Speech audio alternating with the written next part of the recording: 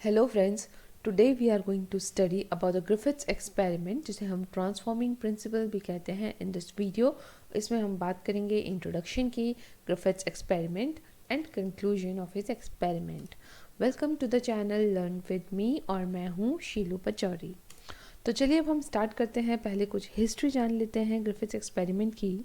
1900 से पहले साइंटिस्ट को डीएनए के बारे में ज़्यादा नहीं पता था, और उन्हें लगता था कि सेल्स में only the proteins are present and they are responsible for the heredity.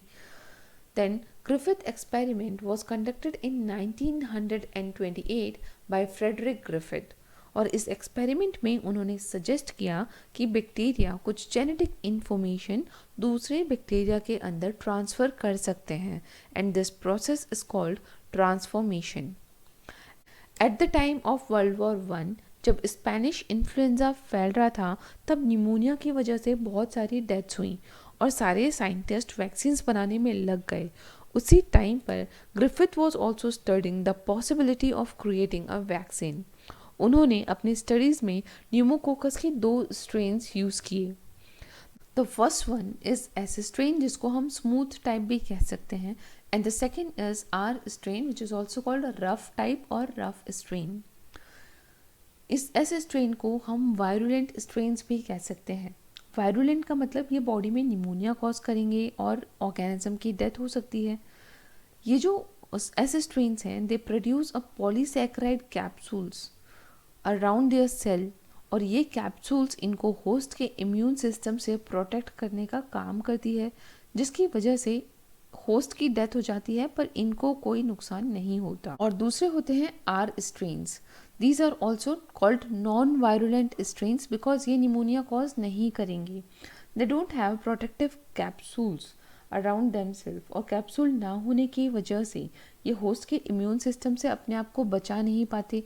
जैसे ही ये होस्ट के सेल के अंदर जाएंगे, सेल्स के अंदर जितने भी मैक्रोफेजेस होंगे वो इसको किल करने का काम करेंगे और ये मर जाएंगे।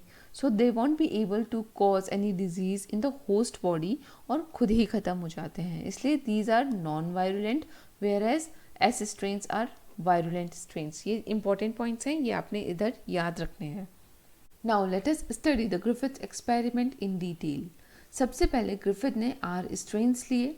Are strains are rough strains जिनके पास कैप्सूल्स नहीं होते और ना ही ये वायरुलेंट होते हैं, तो ये निमोनिया कॉज नहीं करेंगे। जब आर स्ट्रेन्स माउस के अंदर इंजेक्ट कराया गया तो ही found that the mouse was still survived, उसको निमोनिया नहीं हुआ। In second step he took S strains this time. S for smooth, ये वायरुलेंट होते हैं।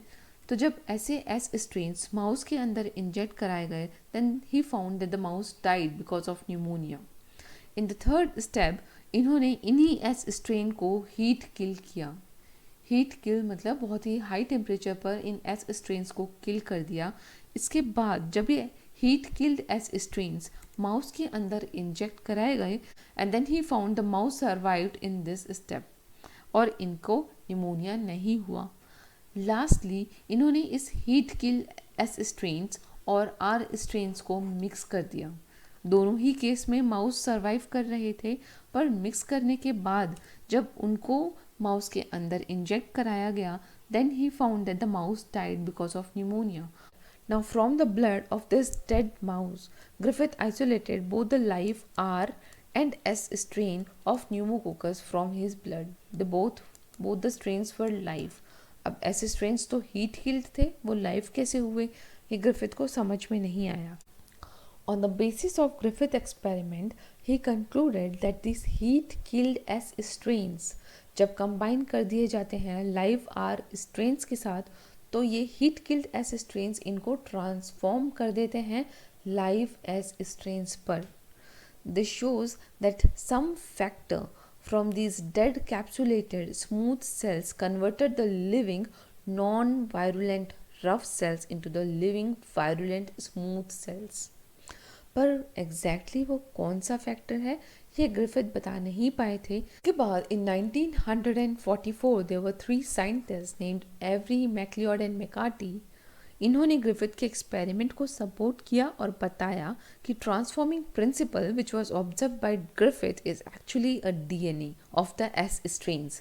बैक्टीरिया, आइए अब इस इमेज में देखिए, यहाँ पर बैक्टीरिया के मरने के बाद भी DNA had survived the heating process and it was taken by the R strains. और ये एस स्ट्रेन्स का डीएनए में जो जीन्स हैं वो आर स्ट्रेन में जाकर उनके अराउंड भी कैप्सूल्स का फॉर्मेशन कर लेते हैं और इन आर स्ट्रेन्स को कन्वर्ट कर देते हैं इनटू लाइव एस स्ट्रेन्स।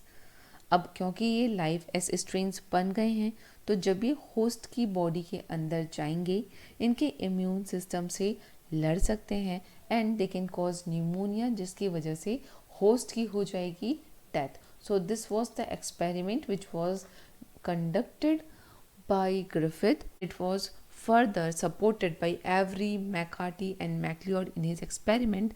इसके बाद कई सारे साइंटिस्ट थे जिन्होंने और ज़्यादा स्टडी करके डीएनए का स्ट्रक्चर फाइंड आउट करना शुरू कर दिया।